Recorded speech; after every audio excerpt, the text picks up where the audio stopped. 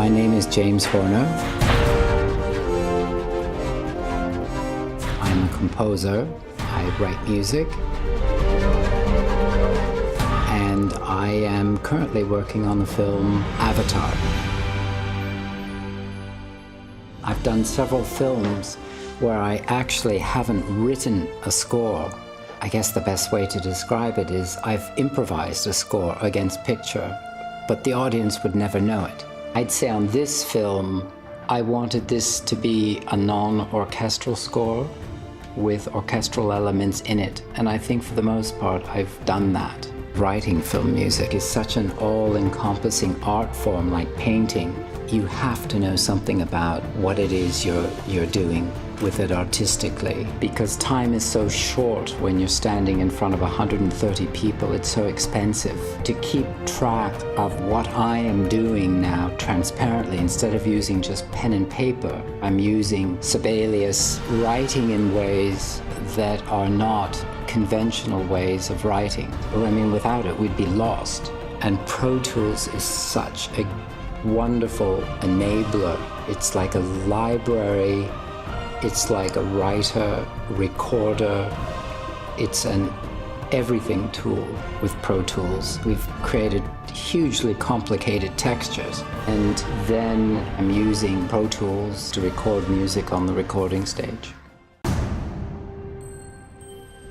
I'm Simon Rhodes. I am the scoring mixer for Avatar.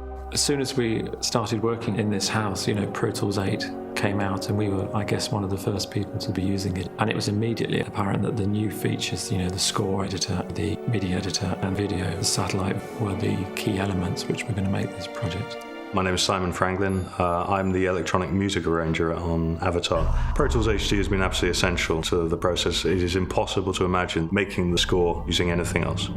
The workflow isn't set in stone. We're very flexible, and we can be here with how each cue is tackled and dealt with. On one 9-minute battle cue, I had close to 450 tracks between instruments and audio. A typical cue would start with a rough orchestral outline that James has written on paper. Then between Simon Rhodes and I, we would transfer that into a mock-up orchestrally or build it synthetically, and then I get the freedom to paint. Then we just have fun with the pre-records, developing interesting electronic sounds and rhythms, as well as all the vocal elements and all the various other ethnic colours which have so much a character of this score. There is a lot of orchestra in the score, but there's 300 minutes of music in it. In this case, everything has been done inside the box. We've not used a single external synthesizer. Everything has been done with virtual instruments. Where on Titanic I had 2 tons of equipment, on this I've ended up with 1 Mac Pro with Pro Tools HD. My usual process is I work at a desk. I write music on big pieces of paper. I've been trying to move slowly away from writing conventional orchestral music to writing orchestral music, but incorporating other instruments that don't play orchestrally. And I like to weave those worlds into the thing that I'm doing, so that becomes an experiment, that I'm moving away from purely Western symphony orchestra type scores. Once I've created my rough electronic arrangement, I will create a rough mix in my Pro Tools rig that has my sad, pathetic attempts at mixing compared to Simon Rhodes's, so that everybody can listen and see whether they think that the elements that I'm creating are working. At that point, I then just transfer via Ethernet the whole thing into his rig. He then has to mix it out, bring it out into a 5.1 world. He's got a much larger rig for mixing. He's got Lexicon 960s as external reverb. He's then using our favorite little icons to create the mix. D-Command and the D-Control are the only consoles which have got the custom fader groups, where you can just lock down faders no matter where you are in the session, wherever you've navigated to. These faders will always be in the same place on the same track, so that's why I have to have them. Part of this process also is that we're using Sibelius and the scoring elements in Pro Tools extensively. So any rough orchestrations that I or anybody else might come up with, or if James has wanted to create an orchestration on the fly, and the orchestrators can take that and work with that from Sibelius. Once we get down to Fox scoring, which is where we're recording the orchestra and the choir, we're up to the 3 HD rig scenario there. So we have all the pre-records which have been created in this room are being played off the synth rig. And I just mute all the orchestral elements that we're going to be replacing with real orchestra.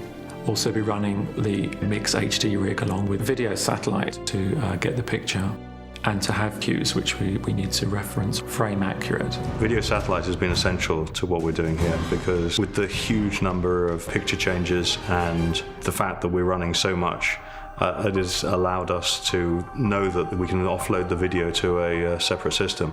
And the orchestral rig, we're actually running 96K with very high quality converters on that one. The way I've organised it is my main orchestral stem is analog into the mix rig, and all the other 7 stems are digitally, and everything is being mixed in the box, completely in the box.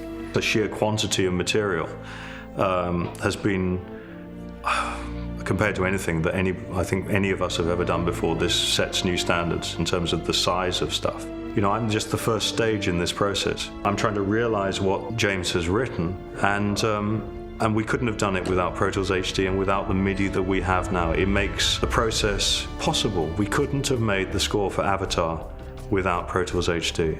We're right at the ragged edge of what Pro Tools will do, but that's a great thing. Pro Tools scales so beautifully from the very, very smallest of systems up to the biggest systems that we're running here. And I know that somebody who's got a home MBox 2 is using exactly the same tools that I'm using on Avatar. In the project, we've explored all the capabilities of Pro Tools, every single facet of the software and the hardware. We've been able to really push to its limit, and you feel that you're on the edge of a really important part of filmmaking history here. Just the amount of time that we've spent on this and the amount of love and the amount of changes that we've had to deal with, and it feels that having the Pro Tools here has really helped us facilitate all of these changes. It's a very creative platform to work on. I couldn't imagine doing it on another platform.